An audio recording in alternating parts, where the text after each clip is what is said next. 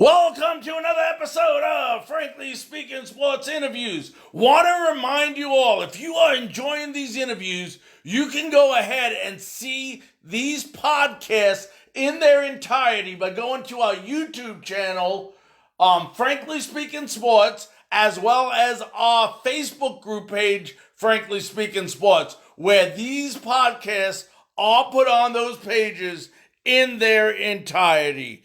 Enjoy the show. National columnist of USA Today, let's welcome Dan Wolken. Dan, how you doing today? I'm all right. How are you? I am doing great, Dan. Doing great. Hey, I want to talk to you a little bit. I know you cover a whole variety of sports for USA Today, and including college football, basketball, and so on. Talk about that day in March. Conference tournaments in college basketball are beginning to heat up. We're down to the nitty-gritty in the NBA, and then all of a sudden, with a wink of an eye, everything is stopped. What was your thoughts at that moment, and what has it been like the past few months without any live sports? Well, at least recently to any live sports. Yeah, look, it was a very intense, ever-changing story.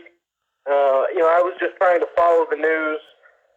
It was pretty clear to me that we were kind of heading toward some unprecedented things at that very moment, just because, at that time, there were stories about congressmen and senators who were having to go into isolation for 14 days because they had come into contact with somebody who had the virus. And I sort of was thinking to myself, okay, well, in a sports context, if this thing is growing and spreading as fast as, it seems to be in the United States, then you're going to have a real problem in sports. And it certainly came to be very quickly. And I was just trying to keep up with the news and trying to,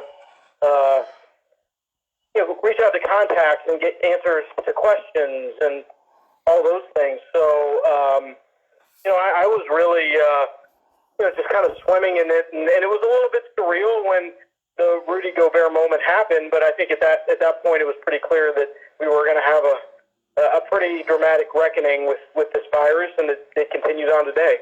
Yeah, and from a columnist standpoint, now you look at the last 2 months, and I said till recently, I know NASCAR just started back up, but how do you go about finding things to write about when nothing in the sports world is going on?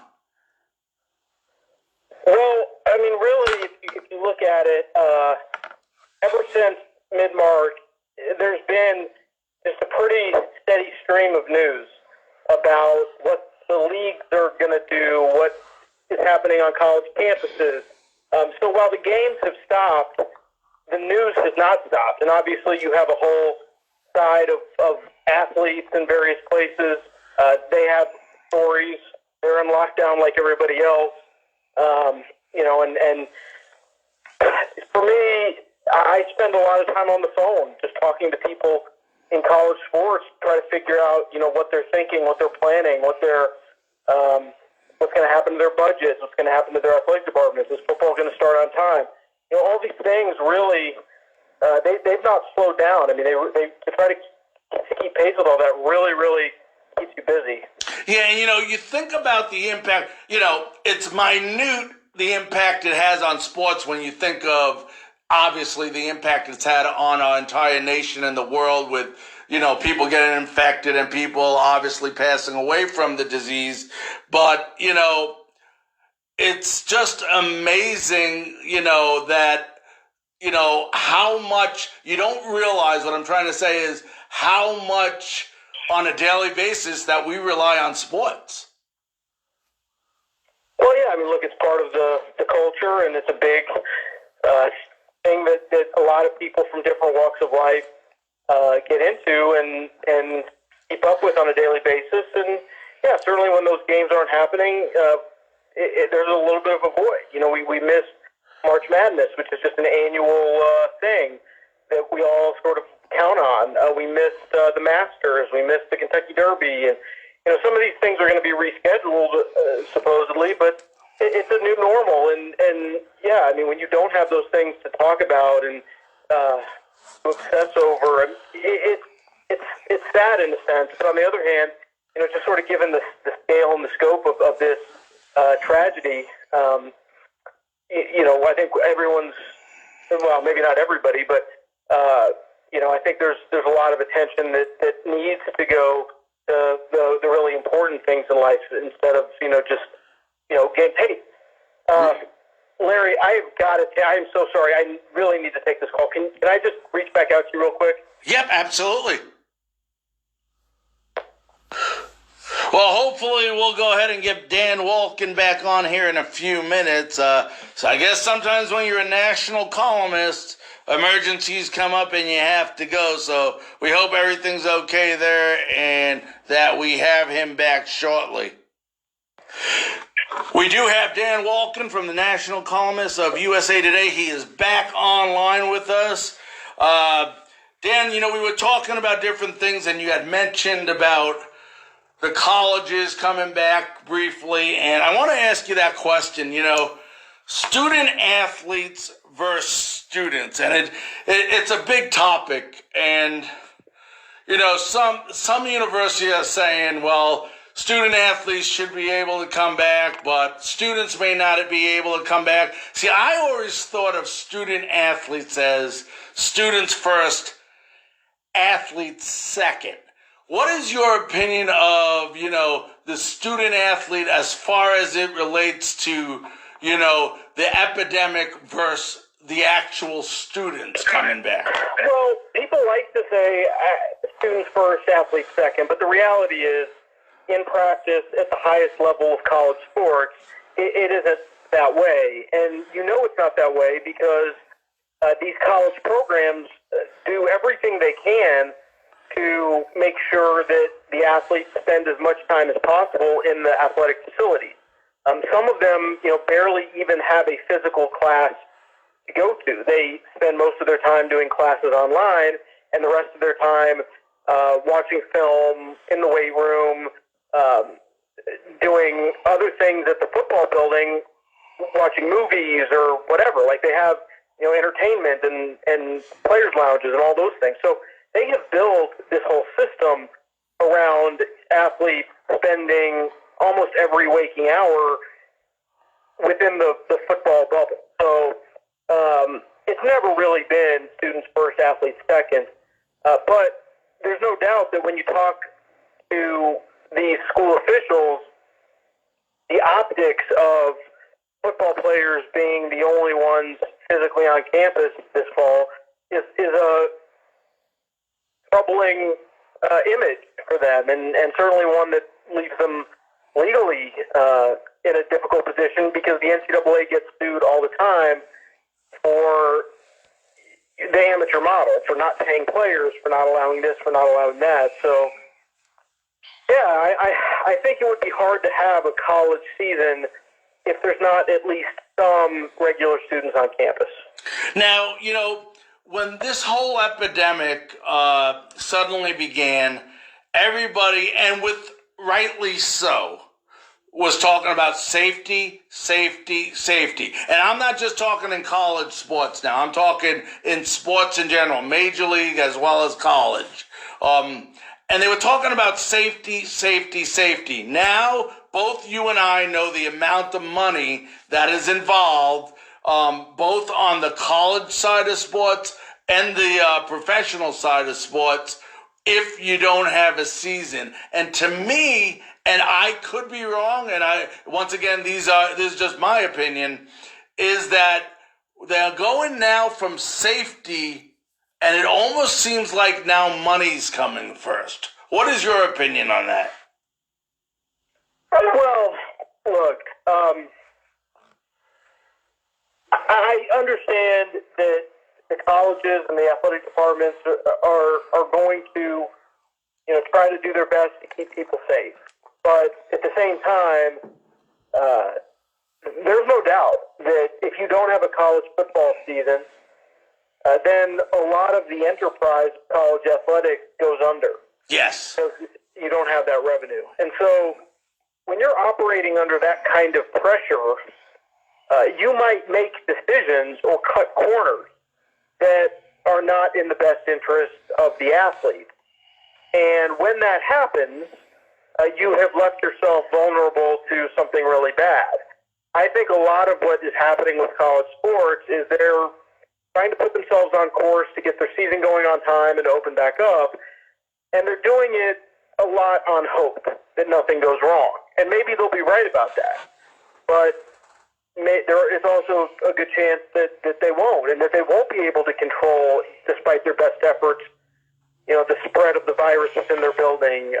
And obviously that doesn't just include young players, but also coaches, support staff, more vulnerable people who are part of that whole ecosystem. So bottom line to all of it is we just don't know what's going to happen. And we'll just see once these teams start getting back on campus. Yeah, and we had a gentleman on yesterday from, they had a unique way of testing it over there in Korea with the baseball league. I had him on yesterday evening, and they actually sent the kids back to school before they opened up professional sports to see how it would relate to the children, spreading it so they could see how the athletes, which was kind of weird, but that's how they did it over there in Korea. So it was just something I thought was very interesting over there.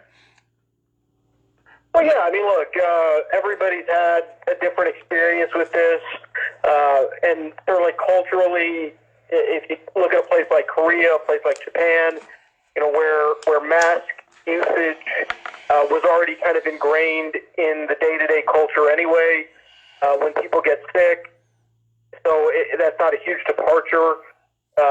They've also had more experience with epidemics and things like that. They dealt with SARS and those types of things. We have not as much, and certainly as our population is maybe a little bit more culturally resistant to things like mask usage and whatnot. So a lot of this is going to be very, very new, and we're going to learn a lot about how sports can commingle with this situation, and it's going to all unfold in real time. Now, how much of this, and I know there's definitely part of it, but, you and I both know there's never going to be a right time, because no matter when you do it, how you do it, you're always going to be criticized if something happens, and there's always going to be that chance of something happening. But, how much is the fear factor playing a role on some of these organizations coming back? Well, look, I think that you're balancing a lot of different things when you're talking about sports and COVID. You're trying to keep people safe, but you're also trying to run a business. You certainly have people who want to play. You have some who may be a little bit more hesitant. This is a tricky virus. It's new. We don't know what the long-term effects are, but most people seem to recover. There are some bad cases, some really bad cases. There's just a lot of different interests in this, and it's not like anything else that we've seen. So, a lot of it just kind of comes down to how comfortable individuals feel. And,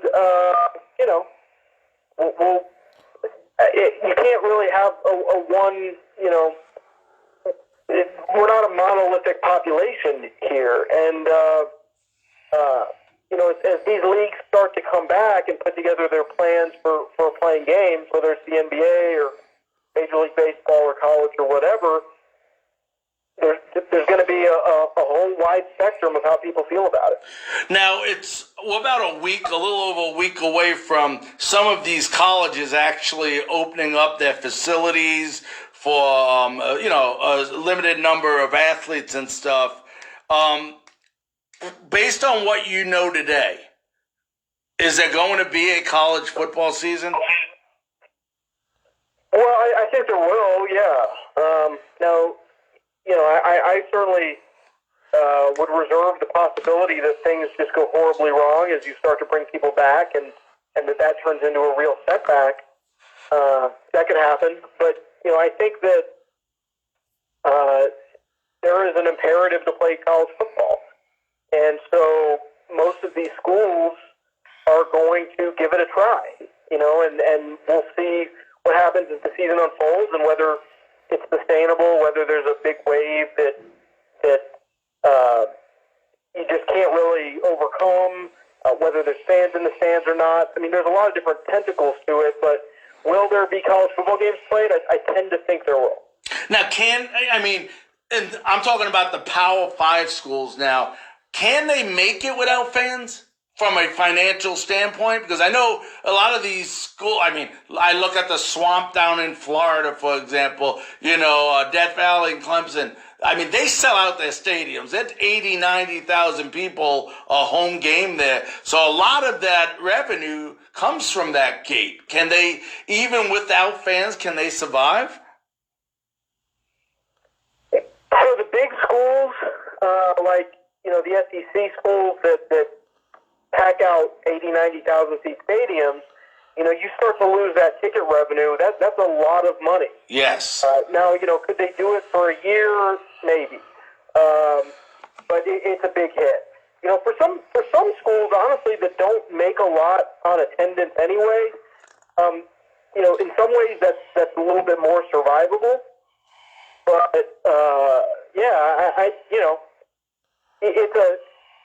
it's a huge amount of money. There's obviously television revenue that is kind of the foundation, and a lot of these schools, if they lost that money, it would be absolutely catastrophic.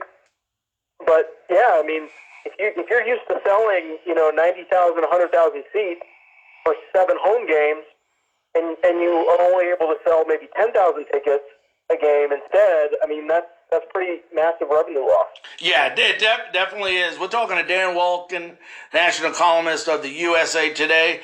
Dan, let's just switch our gear, and then we'll let you go here to professional sports. You hear the NHL, they have a plan in place. When it will be executed, of course, we'll find out. The NBA, you listen to them, they're talking about Orlando, and, they seem to, at least with Adam Silver over there, pretty much have things where they want to be for at least the moment. But you get to Major League Baseball, and you're listening to all this bickering and all this crap about, who's right, who's wrong, at a time in the nation where we have thousands and thousands and thousands of people either being laid off, losing jobs, whatever. How much with this bickering do you feel Major League Baseball is tarnishing their name? Yeah, look, I understand that, and this kind of comes up every time there's a labor dispute with pro sports, and I think most regular folk kind of look at it like, these athletes are rich and privileged, why aren't they just getting out and playing for the love of the game so that we can be entertained? But it's way more complicated than that. These guys have, very unique, in-demand skills. And frankly, the owners are way wealthier than the players.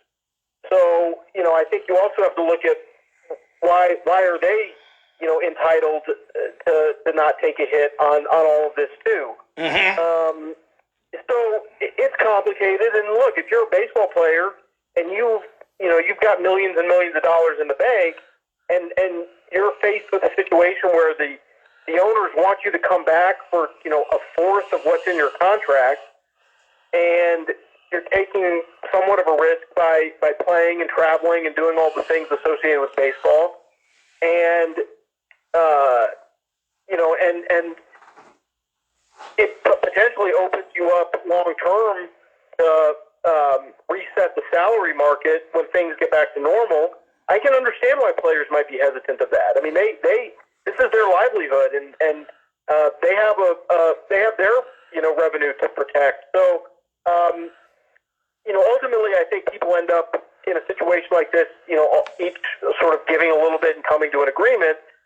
But I don't think it's necessarily fair for the rest of us to judge these players because they don't necessarily want to play an 80-game season for 25% of what's in their contract. Well, not just that, but, they did have an agreement in place at one time where they would take, I think it's 50, you play half a season, we're going to prorate your contract to half a season, and in no means am I sticking up, trust me, for the onus here. You take a guy like Cole Hamels, he's losing over $20 million off his contract because of the new proposal. But, my question to you is, the owners cannot be stupid. They know these plans aren't going to work. But it seems like for some reason, and I could be wrong, you're in the media, so you would know a lot more than me. But it seems like more than any other sport that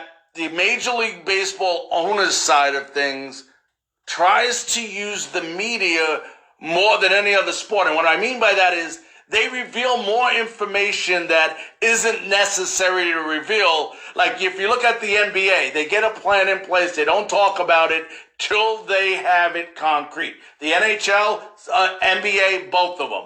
Major League Baseball will put in this proposal. You can't tell me in these owners' mind that they could actually say they're going to give this proposal and they know that they got to know it's going to be denied. Yeah, it's a negotiation, and it's the way a lot of negotiations go. You start at an unreasonable position, and then you end up, coming more to the middle. I don't know how this negotiation is going to play out, and certainly there's a chance that it's an impasse. I mean, it's happened before in baseball, so we'll just have to see what happens, but. I don't get too heated one way or the other when you're in the middle of a negotiation because things are said and put out publicly that sound sort of hard line, but don't necessarily reflect the reality of what a realistic agreement would be. Now, last question before I let you go, Dan. Do they come to an agreement, and if so, when do you think that would be? Well, I think it would be in the next few weeks. I mean, you do have some time limitations. If you're going to start the season, in mid-late July, you got to kind of get moving to some extent. So, I think things will happen pretty quick over a couple-week period. All right. Well, we want to thank you so much for joining us, Dan, today on Frankly Speaking Sports. And do me a favor, make sure you stay safe out there. Thank you very much for having me. Oh, you are. If you are enjoying these interviews, you can go ahead and listen to these interviews on the podcast in their entirety. You can go to the YouTube channel, which is Frankly Speaking Sports, or go to the Facebook page, Frankly Speaking Sports, and watch these podcasts in their entirety. We'll see you next time on Frankly Speaking Sports.